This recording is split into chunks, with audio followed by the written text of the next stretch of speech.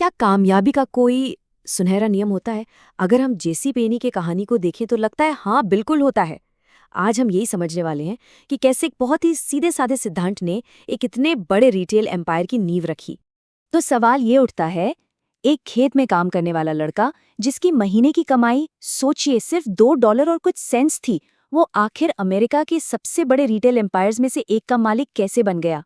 देखिए, ये तो साफ है कि ये सिर्फ किस्मत का खेल तो नहीं था। जरा उनकी यात्रा के इन दो सिरों को देखिए। एक तरफ महीने के $2.25 और दूसरी तरफ 1,000 से भी ज्यादा पार्टनर्स का एक बहुत बड़ा नेटवर्क। ये सिर्फ तरक्की नहीं थी, ये तो एक क्रांति थी सच में। तो फिर इस असाधारण कामयाबी की जड़ें आखिर थीं कहाँ? जवाब उनके बैंक अकाउंट में नहीं था, बल्कि उनके कैरेक्टर में, उनके चरित्र में छिपा था। चलिए उन गुणों को समझते हैं जो उनकी सफलता की असली नींव बने। तो क्या हम ये मान लें कि ये सब अच्छी किस्मत की वजह से हुआ? जी नहीं, बिल्कुल नहीं। पेनी की सफलता कोई लॉटरी का टिकट नहीं थी। ये तो एक ब्लूप्रिंट का नतीजा थी, जिसे उन्होंने मेहनत और लगन से तैयार किया था। तो उनकी कामयाबी का फॉर्मूला क्या था?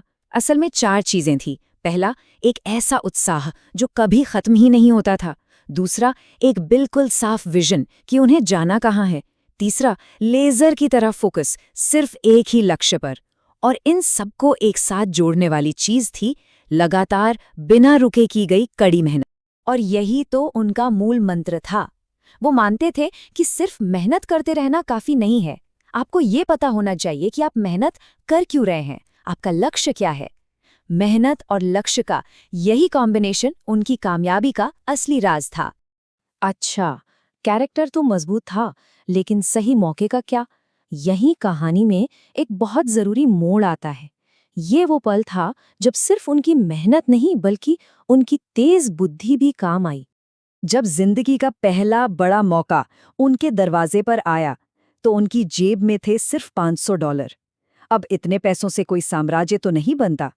ये एक बहुत बड़ा जुआ था, एक बहुत बड़ा रिस्क। उनके पार्टनर्स ने उन्हें एक सीधा सा प्रस्ताव दिया, बाकी के पैसे 8% ब्याज पर ले लो। शायद ज्यादातर लोग इस डील के लिए फौरन हाँ कह देते, लेकिन पेनी की सोच कुछ अलग थी। पेनी ने आंखें बंद करके सौदा नहीं किया। उन्होंने थोड़ी रिसर्च की और वही लोन पास के एक बैंक से 6% पर ले लिया। अब ये 2% का फर्क सुनने में छोटा लग सकता है, लेकिन उस वक्त एक नए बिजनेस के लिए ये बहुत बड़ी बात थी। और इसका नतीजा? पहले ही साल में लगभग $29,000 की सेल्स। उस जमाने में ये एक जबरदस्त नंबर था। ये इस बात का पक्का सबूत था कि उनकी सोच, उनकी मेहनत और उनका लिया हुआ रिस्क सब कुछ सही दिशा में जा रहा था। इस पहली कामयाबी ने, आप कह सकते हैं, एक चिंगारी को आग में बदल दिया।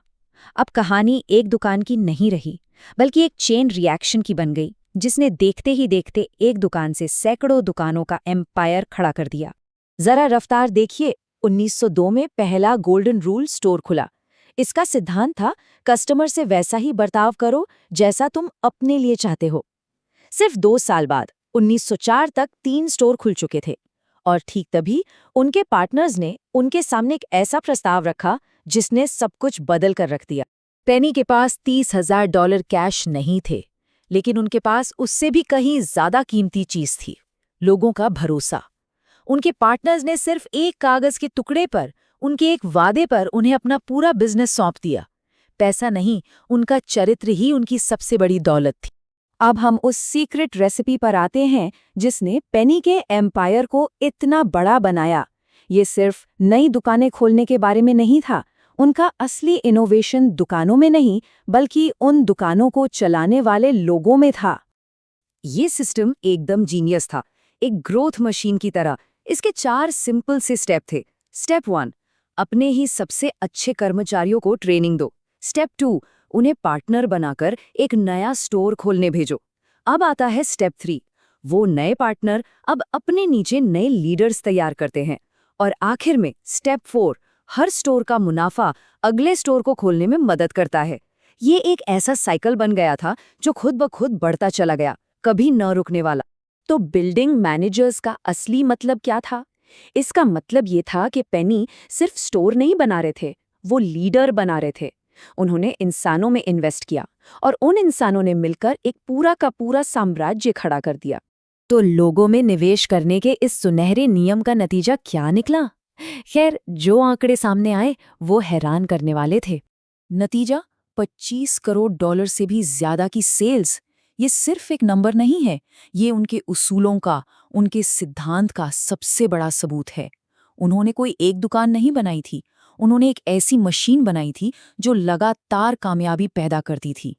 तो आखिर में सवाल यही बचता है, क्या किसी बिजनेस को बड़ा बनाना ज्यादा जरूरी है या उन लोगों को बड़ा बनाना जो उस बिजनेस को चलाते हैं?